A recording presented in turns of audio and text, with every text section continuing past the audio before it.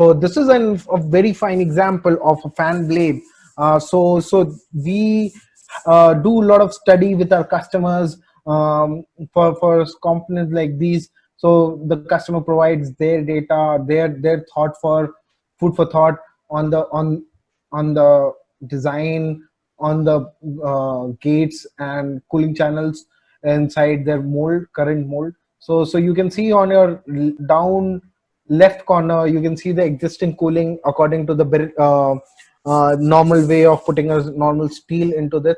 So you can see the cooling time, the total cooling time for this mold is getting around 122 seconds. But let's say if some customers use beryllium copper, so with beryllium copper, the full cooling time is coming around 117.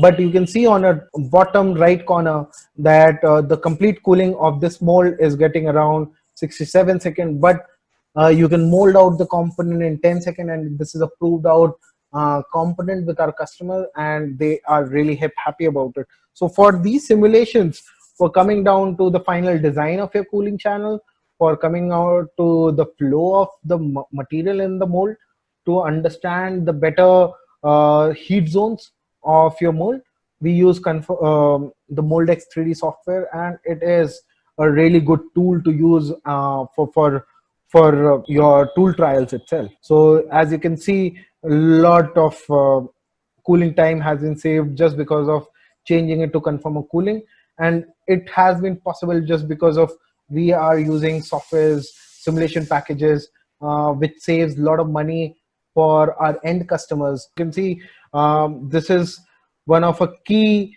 areas where you can save your time and in turn save a lot of money. So this is a cap for reverse osmosis project. So you can see we can define, we can check the thicknesses because of which the cooling time might be hampering. So we can check these kind of activities.